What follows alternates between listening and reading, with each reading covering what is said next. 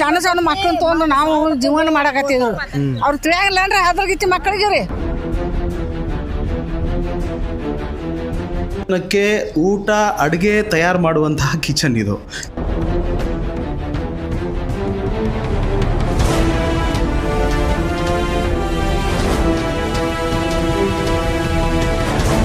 ಜಾಗ ಏನು ನೋಡ್ತಿದ್ದೀರಲ್ಲ, ಇದು ಈ ಅಂಗನವಾಡಿಯ ಸ್ಟಾಕ್ ರೂಮ್. ಇದು ಅಂದರೆ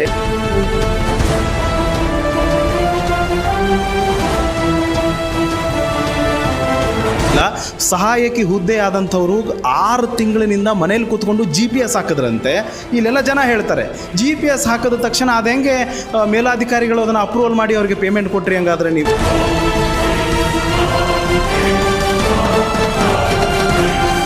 ಮನೇಲಿ ಕೂತ್ಕೊಂಡು ನಾನು ಕೆಲಸ ಮಾಡ್ತಿದ್ದೀನಿ ಅಂತ ಫೋಟೋ ಹಾಕಿದ್ರೂ ಕೂಡ ನೀವು ಪ್ರೆಸೆಂಟ್ ಹಾಕಿದ್ದೀರಿ ಅಂತಂದ ಮೇಲೆ ಇದ್ರ ಜೊತೆ ನಿಮ್ಮ ಮೇಲಾಧಿಕಾರಿಗಳದ್ದು ಶಾಮೀಲಿದೆಯಾ? ಹಂಗಾದ್ರೆ ಕಾಂಟ್ರಾಕ್ಟರ್ಗೆಲ್ಲ ಕೆಲಸ ಮಾಡಕ್ಕೆ ಕಳಿಸಿರ್ತೀರೋ ಏನು ತುಡುಗು ಮಾಡಕ್ಕೆ ಕಳಿಸಿರ್ತೀರೋ ಇಲ್ಲಿ?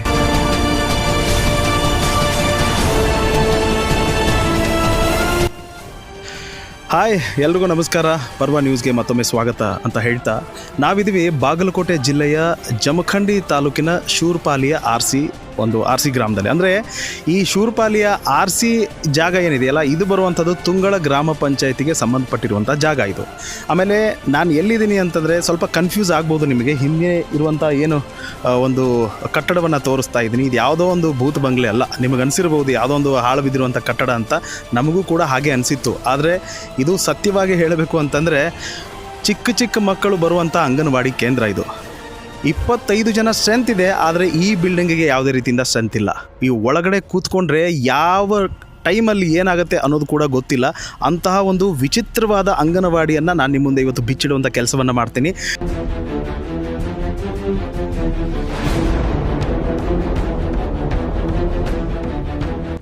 ಏನು ತೋರಿಸ್ತಿದ್ದೀನಲ್ಲ, ಈ ಜಾಗ ಒಂದು ಸರಿ ಕರೆಕ್ಟಾಗಿ ನೋಡಿ, ಸ್ವಲ್ಪ ಮುಂದ್ಗಡೆ ಬಂದು ಈ ಕಡೆ ತೋರಿಸಿದ್ದನ್ನು. ಈ ಜಾಗ ಇದು ಅಂಗನವಾಡಿಯ ಒಂದು ಎಂಟ್ರೆನ್ಸ್. ಇದು ಯಾವುದು ನೀಟಾಗಿ ಕೆಲಸ ಇಲ್ಲ, ಎಂಥದ್ದು ಇಲ್ಲ, ಹಾಳು ಬಿದ್ದಿರುವಂಥದ್ದು. ನೀವು ನೋಡಿ ಇಲ್ಲಿ ಒಂದು ಸರಿ ಇದನ್ನು ತೋರಿಸಿ. ಈ ಕಡೆ ನೋಡಿ, ಈ ಮೆಟ್ಲಿದೆಯಲ್ಲ, ಈ ಮೆಟ್ಲು ಕೂಡ ಯಾವಾಗ ಈ ಕತ್ತರಿಸೋದು ಕೆಳಗಡೆ ಬೀಳುತ್ತೋ ಗೊತ್ತಿಲ್ಲ. ಸೊ ಆ ಒಂದು ವ್ಯವಸ್ಥೆ ಇದೆ. ಆಮೇಲೆ ಇನ್ನೊಂದು ವಿಶೇಷ ಏನು ಗೊತ್ತಾ, ನಿಮಗೆಲ್ಲ ಗೊತ್ತಿರ್ಬೋದು, ಈ ಶಾಲೆಗಳಲ್ಲೆಲ್ಲ ಈ ಸ್ಟಾಕ್ ರೂಮು, ಆಮೇಲೆ ಈ ಅಡುಗೆ ಮಾಡುವಂಥ ಕಿಚನ್ ಎಲ್ಲ ಹೆಂಗಿರುತ್ತೆ ಅಂತ. ನಾನಿವತ್ತು ನೀವು ಯಾವತ್ತೂ ನೋಡದೇ ಇರುವಂಥ ಕಿಚನನ್ನು ತೋರಿಸ್ತೀನಿ ಅಂಗನವಾಡಿಲಿ. ಬನ್ನಿ ಹೇಳ್ತೀನಿ. ಇದು ಅಂಗನವಾಡಿಯ 25 ಜನಕ್ಕೆ ಊಟ ಅಡುಗೆ ತಯಾರು ಮಾಡುವಂತಹ ಕಿಚನ್ ಇದು. ನನಗೆ ಒಂದು ಕ್ಷಣ ನಗು ಬರುತ್ತೆ. ಈಗ ಒಳಗಡೆ ಬನ್ನಿ, ಒಳಗಡೆ ಬಂದು ನೋಡಿ, ಈ ಕೆಳಗಡೆ ತೋರಿಸಿ. ಇಲ್ಲಿ ಕೆಳಗಡೆ ಒಂದು ಸರಿ ನೋಡಿ ಇದನ್ನು. ಇದಕ್ಕೆ ಯಾವುದೇ ರೀತಿಯಿಂದ ಟೈಲ್ಸ್ ಇಲ್ಲ, ಎಂಥದ್ದು ಇಲ್ಲ. ಮಳೆ ಆಗಿ ಅದೇನೇನೋ ಆಗಿ ಇಲ್ಲಿ ಕಥೆಗಳೆಲ್ಲ ಬೇರೆ ಬೇರೆ ಆಗಿದೆ. ಆಮೇಲೆ ಈ ಜಾಗದಲ್ಲಿ ನೋಡಿ ಇದು ಎಷ್ಟು ದಿನದ ಒಂದು ನೋಡಿ ಎಷ್ಟು ದಿನಗಳಿಂದ ಇದನ್ನು ತೆಗ್ದಿಲ್ವೋ ಹಾಕಿಲ್ವೋ ಅದಂತೂ ಗೊತ್ತಿಲ್ಲ. ಈ ಕಡೆ ಮುಂದ್ಗಡೆ ಬನ್ನಿ, ಈ ಟ್ಯಾಂಕ್ ನೋಡಿ. ಇದು ಮಕ್ಕಳಿಗೆ ಏನು ಪಾತ್ರೆ ತೊಳೆಯೋದಕ್ಕಾಗಲಿ ಮತ್ತೊಂದಕ್ಕಾಗಲಿ ಶೇಖರಣೆ ಮಾಡುವಂತಹ ಒಂದು ಟ್ಯಾಂಕ್ ಇದು, ವಾಟರ್ ಟ್ಯಾಂಕ್ ಇದು. ಬಟ್ ಇಲ್ಲಿ ಏನೂ ಇಲ್ಲ. ಇದೆಲ್ಲ ಅಡುಗೆ ಮಾಡುವಂಥ ಜಾಗ. ಇವತ್ತಿಗೂ ಕೂಡ ಇದು ಅಡುಗೆ ಮನೆಯೇ. ಆದರೆ ಇದ್ರ ವ್ಯವಸ್ಥೆನ ನೀವು ಒಂದು ಸರಿ ನೋಡಿ ಇದನ್ನು, ಈ ಜಾಗವನ್ನು ನೋಡಿ ಒಂದು ಸರಿ. ಸೊ ಇದೇನಿದೆಯಲ್ಲ, ಜಮಖಂಡಿ ತಾಲೂಕಿನ ಶೂರ್ಪಾಲಿಯ RCಯಲ್ಲಿರುವಂಥ ಅಂಗನವಾಡಿಯ ದರಿದ್ರ ವ್ಯವಸ್ಥೆ. ಇದು ದರಿದ್ರ ವ್ಯವಸ್ಥೆ. ಇದು ಕಿಚನ್. ಇದು ಇನ್ನು ಸ್ಟಾಕ್ ರೂಮ್ ಅಂತಂದರೆ ಅಂಗನವಾಡಿ ಮಕ್ಕಳಿಗೆ ಬೇಕಾದಂಥ ಅಡುಗೆ ಮಾಡ್ಕೊಳ್ಳೋದಕ್ಕೆ ಏನು ಪದಾರ್ಥಗಳು ಬರುತ್ತೆ, ಅದು ಮೊಟ್ಟೆ ಆಗಿರಬಹುದು, ಕಾಳು ಕಡಿ ಏನಾಗಿರ್ಬೋದು, ಅದನ್ನು ಒಂದು ಕಡೆ ಶೇಖರಣೆ ಮಾಡಬೇಕು ಅಂತ ಪ್ರತಿ ಅಂಗನವಾಡಿಲಿ ಒಂದು ಸ್ಟಾಕ್ ರೂಮ್ ಅಂತ ಕೊಟ್ಟಿರ್ತಾರೆ. ಆ ಸ್ಟಾಕ್ ರೂಮ್ ಹೆಂಗಿದೆ ಅಂತ ಹೇಳ್ತೀನಿ ಬನ್ನಿ.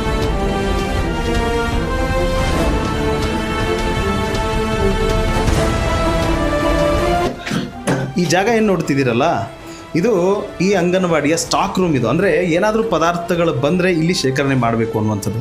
ಆಮೇಲೆ ಈ ಕೆಳಗಡೆ ತೋರಿಸಿ ಸ್ವಲ್ಪ ನೋಡಿ, ಇದೇ ಸ್ಟಾಕ್ ರೂಮ್ ನೀವು ನೋಡ್ತಾ ಇರೋದು. ಇದು ಯಾವುದೋ ಒಂದು ಕ್ಲೋಸ್ ಆಗಿರೋದು ನಾನು ಹೇಳ್ತಿಲ್ಲ. ಅಟ್ ಪ್ರೆಸೆಂಟ್ ಸ್ಟಾರ್ಟಲ್ಲಿರುವಂಥ ಅಂಗನವಾಡಿಯ ಹಣೆಬರಹ ಇದು. ನೋಡಿ, ಎಲ್ಲಿ ಬೇಕಲ್ಲಿ ಬಾಟಲ್ಗಳು ಬಿದ್ದಿದೆ. ಈ ಕಲ್ಲುಗಳನ್ನೆಲ್ಲ ಇಟ್ಟು ಇಲ್ಲಿ ಏನೋ ಒಲೆ ಹೊತ್ತಿಸಿದ್ದಾರೆ. ನನಗನ್ನಿಸ್ತಂಗೆಲ್ಲ ಈ ಕಡೆ ಎಲ್ಲ ಪಾರ್ಟಿ ಗೀಟಿ ಮಾಡಿರ್ತಾರೆ. ಯಾಕಂದರೆ ಖಾಲಿ ಬಿದ್ದಿರೋ ಜಾಗ ಅಂತ ಇನ್ನೇನು ಮಾಡೋಕ್ಕಾಗಲ್ಲ. ಆಮೇಲೆ ಒಳಗಡೆ ಬನ್ನಿ ಸ್ವಲ್ಪ ಒಳಗಡೆ ಬಂದು ಈ ಜಾಗನ ಒಂದ್ಸರಿ ತೋರಿಸ್ಬಿಡಿ. ನಿಮ್ಗೆ ಅನಿಸ್ಬೋದು ಯಾವುದೋ ಒಂದು ಯೂನಿಕಾಗಿ ಪೇಂಟ್ ಹಾಕಿದ್ದಾರೆ ಅಂತಲ್ಲ.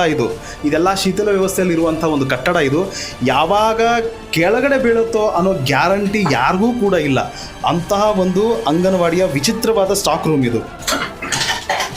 ಒಳಗಡೆ ಏನಿದೆಯಲ್ಲ ಪರವಾಗಿಲ್ಲ ಅನ್ನೋ ರೀತಿಯಿಂದ ಮಕ್ಕಳು ಕೂತ್ಕೊಳ್ಳುವಂಥ ಜಾಗ ತೋರಿಸ್ತೀನಿ ನಾನು ನಿಮಗೆ. ಒಳಗಡೆ ಬನ್ನಿ.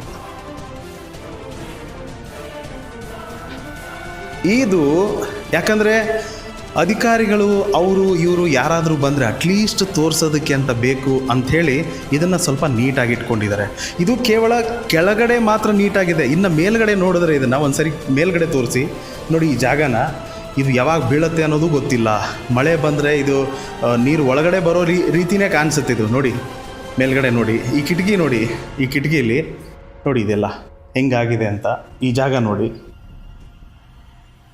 ಇದರಲ್ಲಿ 25 ಜನ ಮಕ್ಕಳು ಕಲಿಬೇಕಂತೆ. ಆಮೇಲೆ ಇನ್ನೊಂದು ವಿಚಿತ್ರ ತೋರಿಸ್ತೀನಿ ನಿಮಗೆ. ಈ ಮೇಲ್ಗಡೆ ನೋಡಿ, ಮೇಲ್ಗಡೆ ಒಂದು ಹುಟ್ಟು ಕಾಣಿಸ್ತಿದೆ ನಿಮಗೆ.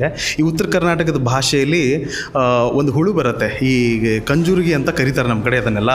ಸೊ ಅದು ಹುಟ್ಟದು ಅಂದರೆ ಇಲ್ಲಿ ಯಾರೂ ವಾಸ ಮಾಡಿಲ್ಲ. ಅವು ಎಲ್ಲಿ ಮನೆ ಮಾಡ್ತವೆ ಅಂತಂದರೆ ಯಾರೂ ವಾಸ ಮಾಡದೇ ಇರುವಂಥ ಜಾಗದಲ್ಲಿ ಮನೆ ಮಾಡ್ತವೆ. ಹಂಗಾದರೆ ಇಷ್ಟರ ಮೇಲೆ ತಿಳ್ಕೊಳ್ಳಿ, ಇಲ್ಲಿ 25 ಜನ ಬಂದು ಕಲಿತಾರೆ. ಹಂಗಾದರೆ ಕಲಿತ್ರೆ ಆ ಹುಟ್ಟು ಹೆಂಗೆ ಬರ್ತಿತ್ತು? ಇಲ್ಲಿ ಕುಡಿಯೋಕೆ ನೀರಿಲ್ಲ, ಇರೋದಕ್ಕೆ ಸರಿಯಾದ ಜಾಗ ಇಲ್ಲ. ಇನ್ನು ರೇಷನ್ ಹಣೆ ಬರ ನಿಮಗೇನಾದರೂ ಹೇಳಿಬಿಟ್ರೆ ಬಾಯಿ ಮೇಲೆ ಬೆರಳಿಟ್ಕೊಂಡ್ಬಿಡ್ತೀರಿ. ಇಲ್ಲಿ ಸ್ಥಳೀಯರು ನಮಗೆ ಇನ್ಫಾರ್ಮೇಷನ್ ಕೊಟ್ಟಿರೋ ಪ್ರಕಾರ 25 ಜನ ಸ್ಟ್ರೆಂತ್ ಇದೆ. ನಾನು ಬಂದ ತಕ್ಷಣ ಇಲ್ಲಿರುವಂತಹ ಒಂದು ಡೈರಿಲಿ ಏನೋ ಒಂದು ಅಟೆಂಡೆನ್ಸ್ ಬುಕ್ ಇದೆ. ಇಲ್ಲಿ ಅಟೆಂಡೆನ್ಸ್ ಬುಕ್ಕಲ್ಲಿ ಒಂದು ನಿಮಿಷ ಬನ್ನಿ ಮುಂದ್ಗಡೆ. ಈ ಅಟೆಂಡೆನ್ಸ್ ಬುಕ್ಕಲ್ಲಿ ಎಲ್ಲವೂ ಕೂಡ ನೋಡಿ ಪ್ರೆಸೆಂಟ್ 26 ಜನನೂ ಕೂಡ ಬಂದಿದ್ದಾರೆ ಅಂತ ಹಾಕಿದ್ದಾರೆ ಇವರು ಇಲ್ಲಿ. ಅರ್ಥ ಆಯ್ತಾ? ಇವತ್ತು ಕೂಡ ನಾವು ಇಲ್ಲಿದ್ದೀವಿ, ಒಬ್ಬರ ಮಗು ಕೂಡ ಇಲ್ಲಿಲ್ಲ.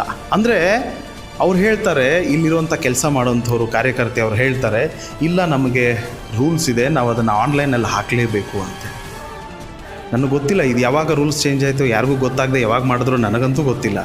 ಆನ್ಲೈನಲ್ಲಿ ನೀವು ಏನಾದರೂ ಅಟೆಂಡೆನ್ಸ್ ಹಾಕಿದ್ರೆ ನೀವು ಆಫ್ಲೈನಲ್ಲಿರುವಂಥ ರಿಜಿಸ್ಟ್ರಲ್ಲಿ ಕೂಡ ಹಾಕಬೇಕು. ಆ ಪ್ರಕಾರ ಹಾಕಿದ್ದೀರಿ. ಮಕ್ಕಳು ಬಂದಿಲ್ಲ ಅಂತಂದ್ರೂ ಮಕ್ಕಳು ಬಂದಿದ್ದೀರಾ ಅಂತ ನೀವು ಸರ್ಕಾರಕ್ಕೆ ತೋರಿಸಿದಿರಿ.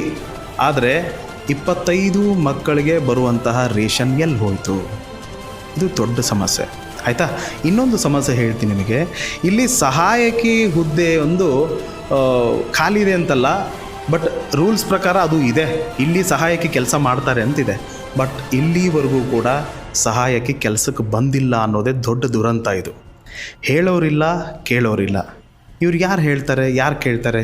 ಎಲ್ಲೋ ಒಂದು ಕಡೆ ತಾಲೂಕು ಬಿಟ್ಟು ದೂರ ಇದೆ ಅಂತಂದ್ಬಿಟ್ರೆ ಇದ್ರ ಬಗ್ಗೆ ವಿಚಾರ ಮಾಡೋರು ಯಾರೂ ಇಲ್ಲ. ಇದ್ರ ಮೇಲಿರುವಂಥ ಅಧಿಕಾರಿಗಳು ಆರಾಮಾಗಿ ನಿದ್ದೆ ಮಾಡ್ತಿದ್ದಾರೆ ಅಂತ ಇದ್ರ ಮೇಲೆ ನಮಗೆ ಗೊತ್ತಾಗತ್ತೆ. CDPO ಆಗಿರ್ಬೋದು, ಸೂಪರ್ವೈಸರ್ ಆಗಿರ್ಬೋದು, ನೀವೆಲ್ಲ ನಿಮ್ಮ ಕೆಲಸಗಳನ್ನು ಮಾಡೋಕ್ಕಿಂತ ಸುಮ್ಮನೆ ಮನೇಲಿ ಕೂತ್ಕೊಂಡು ನಿದ್ದೆ ಮಾಡಿಬಿಡಿ. ನೀವೆಲ್ಲ ಏನಕ್ಕೆ ಮಾಡ್ತೀರಿ ನೀವು ಕೆಲಸನ? ಹಾಗಾದರೆ ಅಲ್ಲ, 25 ಜನ ಮಕ್ಕಳ ಭವಿಷ್ಯದ ಆಟ ಇದು. ಅರ್ಥ ಆಯ್ತಾ? 25 ಮಕ್ಕಳು ಶಿಕ್ಷಣ ವಂಚಿತರಾಗ್ತಿದ್ದಾರೆ, ಅನ್ನ ವಂಚಿತರಾಗ್ತಿದ್ದಾರೆ, ಇಲ್ಲಿ ವಸತಿ ವಂಚಿತರಾಗ್ತಿದ್ದಾರೆ. ನಿಮಗೇನು ಹೇಳೋರು ಕೇಳೋರು ಯಾರಿಲ್ಲ. ನಿಮ್ಮ ತಿಂಗಳಾದರೆ ಸಾಕು 40, 50, 70 ಸಾವಿರ ಸಂಬಳ ಬರುತ್ತೆ, ಆರಾಮಾಗಿ ಮನೇಲಿ ನಡ್ಸ್ಕೊಂಡು ಹೋಗ್ತೀರಿ. ಇಲ್ಲಿ ಬಡವ್ರ ಮಕ್ಕಳು ರೀ ಬರೋದಿಲ್ಲ. RCಲಿ ಮುಳುಗಡೆಯಾಗಿ ಊರಲ್ಲಿರುವಂಥ ಸೂರು ಕಳ್ಕೊಂಡು ಇಲ್ಲಿ ಬಂದು ಯಾವುದೋ ಒಂದು ಪ್ಲಾಟಲ್ಲಿ ಇದ್ಕೊಂಡು ಮಕ್ಕಳನ್ನು ವಿದ್ಯಾಭ್ಯಾಸ ಮಾಡಿಸ್ಬೇಕು ಅಂತ ಬಂದಿದ್ದಾರೆ. ಇಲ್ಲಿಗೂ ನೀವು ಕಣ್ಣ ಹಾಕ್ತೀರಿ ಅಂತಂದಮೇಲೆ ನಿಮಗೆ ಎಂಥವ್ರು ಇರಬೇಕು ನೀವು? ಹಂಗಾದರೆ ಇದನ್ನು ಹೇಳೋರು ಕೇಳೋರು ಯಾರಿಲ್ಲ. ಸ್ಥಳೀಯರು, ಶಾಸಕರು, ಸಂಬಂಧಪಟ್ಟಂಥ ಅಧಿಕಾರಿಗಳು ನೀವು ನಿದ್ದೆ ಮಾಡ್ತಿದ್ದೀರಾ ಅಂತ ಹಂಗಾದರೆ? ನಿಮಗೆ ಯಾರೂ ಹೇಳೋರಿಲ್ಲ, ಕೇಳೋರಿಲ್ಲ. ಸಹಾಯಕಿ ಹುದ್ದೆ ಆದಂಥವ್ರು 6 ತಿಂಗಳಿನಿಂದ ಮನೇಲಿ ಕೂತ್ಕೊಂಡು GPS ಹಾಕಿದ್ರಂತೆ. ಇಲ್ಲೆಲ್ಲ ಜನ ಹೇಳ್ತಾರೆ GPS ಹಾಕಿದ ತಕ್ಷಣ ಅದು ಹೆಂಗೆ ಮೇಲಾಧಿಕಾರಿಗಳು ಅದನ್ನು ಅಪ್ರೂವಲ್ ಮಾಡಿ ಅವ್ರಿಗೆ ಪೇಮೆಂಟ್ ಕೊಟ್ರಿ? ಹಂಗಾದರೆ ನೀವು ಇಲ್ಲಿ ಬಂದ ಮೇಲೆ ನೋಡ್ತೀವಿ ಕೇವಲ 2 ತಿಂಗಳ 1.5 ತಿಂಗಳು ಅವ್ರು ಬಂದಿಲ್ಲ ಅನ್ನುವಂಥ ಅಬ್ಸೆಂಟ್ ಇದೆ ಅವ್ರದ್ದು ಹಾಜರಿ ಅಟೆಂಡೆನ್ಸ್ ನೋಡಿದಾಗ. ಅದ್ರ ಹಿಂದೆ ಕೂಡ ಪ್ರೆಸೆಂಟ್ ಹಾಕಿದ್ದೀರಿ. ಅಂದರೆ ಮನೇಲಿ ಕೂತ್ಕೊಂಡು ನಾನು ಕೆಲಸ ಮಾಡ್ತಿದ್ದೀನಿ ಅಂತ ಫೋಟೋ ಹಾಕಿದ್ರೂ ಕೂಡ ನೀವು ಪ್ರೆಸೆಂಟ್ ಹಾಕಿದ್ದೀರಿ ಅಂತಂದ ಮೇಲೆ ಇದ್ರ ಜೊತೆ ನಿಮ್ಮ ಮೇಲಾಧಿಕಾರಿಗಳದ್ದು ಶಾಮಿಲ್ ಇದೆಯಾ? ಹಂಗಾದರೆ ಶಾಮಿಲ್ ಇರಲೇಬೇಕಲ್ಲ. ಒಬ್ಬರ ತಪ್ಪನ್ನು ನೀವು ಮುಚ್ಕೊಳ್ತಿದ್ದೀರಿ ಅಂತಂದಾಗ ನಿಮ್ಮಗಳ ತಪ್ಪು ಇದ್ರ ಜೊತೆ ಸೇರಿದೆ ಅಂತಲೇ ಅರ್ಥ. ಅದು ಇನ್ನೇನೂ ಮಾಡೋಕ್ಕಾಗಲ್ಲ ಇದನ್ನು. ಈಗ ಟೈಮ್ ಎಷ್ಟಾಗಿದೆ ಗೊತ್ತಾ? 12 ಗಂಟೆ 27 ನಿಮಿಷ ಆಗಿದೆ. 12 ಗಂಟೆ 27 ನಿಮಿಷ. ಒಂದೇ ಒಂದು ಮಗು ಕೂಡ ಇಲ್ಲಿಲ್ಲ. ಒಂದೇ ಒಂದು ಮಗು ಇಲ್ಲ. 25 ಜನ ಅಟೆಂಡೆನ್ಸು. ಯಾಕೆ ಬಂದಿಲ್ಲ? ಹೌದ್ರಿ, ತಂದೆ ತಾಯಿಗೆ ಅವ್ರಿಗೊಂದು ಕನ್ಸರ್ನ್ ಇರುತ್ತೆ, ನನ್ನ ಮಕ್ಕಳು ಕಲಿಯೋದಕ್ಕೆ ಹೋಗಬೇಕು, ಚೆನ್ನಾಗಿರುತ್ತೆ ಎಲ್ಲನೂ ಅಂಥೇಳಿ. ಮತ್ತು ಇಲ್ಲಿ ಬಂದ ಮೇಲೂ ಇದೇ ಹಣೆ ಬರ ಆಯಿತು ಅಂತಂದರೆ ಯಾರು ಮಕ್ಕಳನ್ನ ಕಲಿಸ್ತಾರೆ? ಹಂಗಾದರೆ ಅವ್ರ ಮಕ್ಕಳು ನಾಳೆ ಏನಾದರೂ ಹೆಚ್ಚು ಕಡಿಮೆ ಆದರೆ ನೀವು ತಂದು ಕೊಡ್ತೀರೇನು ಅವ್ರಿಗೆ? ದಯವಿಟ್ಟು ಸಂಬಂಧಪಟ್ಟಂಥ ಅಧಿಕಾರಿಗಳು ಇದ್ರ ಮೇಲೆ ನಿಗಾ ವಹಿಸಬೇಕು. ಈ ಕೂಡಲೇ ಏನು ಸೂಪರ್ವೈಸರ್ ಆಗಿರುವಂಥ ಗೌರಮ್ಮ ಹಿರೇಮಠ ಇದ್ದೀರಿ ಅವರು, ಆಮೇಲೆ CDPO ಆಗಿರುವಂಥ ಆನಂದ್ ಅಂತ ಏನಿದ್ದೀರಿ ನೀವು, ಇದನ್ನು ಇಮ್ಮಿಡಿಯೇಟಾಗಿ ನಾವು ಸುದ್ದಿ ಪ್ರಸಾರ ಮಾಡಿ 48 ಗಂಟೆಗಳ ಒಳಗೆ ಇದನ್ನು ನೀವು ಸರಿಪಡಿಸ್ತಿಲ್ಲ ಅಂತಂದರೆ ಕತೆ ನಡೆಯೋದೇ ಬೇರೆ ಆಗುತ್ತೆ. ಆಮೇಲೆ ಇದನ್ನು ನೀವು ಮಾಡಬೇಕು, ನಿಮ್ಮ ಮನೆ ದೇವ್ರು ಮಾಡಬೇಕು ಇದನ್ನು ಕೆಲಸ. ಹೇಳೋರಿಲ್ಲ ಕೇಳೋರಿಲ್ಲ, ಮತ್ತು ಯಾರೂ ನಿಮ್ಮನ್ನು ಪ್ರಶ್ನೆ ಮಾಡಲ್ಲ. ಇನ್ನೊಂದು ಹೇಳ್ತೀನಿ ನಿಮಗೆ, ಇದು ತುಂಗಳ ಗ್ರಾಮ ಪಂಚಾಯತಿಗೆ ಬರುವಂಥದ್ದೊಂದು. ತುಂಗಳ ಗ್ರಾಮ ಪಂಚಾಯತಿ PDO ಅವ್ರ ಹೆಸರೇನು ರೀ? ಜನಗೊಂಡ್ ಅಂಥೇಳಿ PDO ಅವರು. ಅವ್ರನ್ನ ಕೇಳಿದ್ವಿ, ನಾವು ಫೋನ್ ಮಾಡಿದ್ವಿ, ರೆಕಾರ್ಡಿಂಗ್ ಕೂಡ ನಿಮ್ಗೆ ಕಳಿಸಿ, ನಾನು ಹಾಕ್ತೀನಿ ಅದನ್ನು. ಸರ್ ಏನು ಸರ್ ಇದು, ಈ ಅಂಗನವಾಡಿಯಲ್ಲಿ ಯಾವಾಗ ಬೀಳುತ್ತೋ ಹೇಳುತ್ತೋ ಗೊತ್ತಿಲ್ಲ, ಇಂಥದ್ರಲ್ಲಿ ಮಕ್ಕಳು ಹೆಂಗೆ ಕಲಿಬೇಕು? ಅವ್ರ ಉತ್ತರ ಹೆಂಗಿರುತ್ತೆ ಗೊತ್ತಾ? ನಮಗೇನೂ ಹೇಳಿಲ್ಲ ಸರ್, ಹೇಳದೆ ಕೇಳದೆ ಅವ್ರು ಅಂಗನವಾಡಿ ಸ್ಟಾರ್ಟ್ ಮಾಡಿಬಿಟ್ರಂತೆ. ಇದು ಉತ್ತರ ಅವ್ರದ್ದು.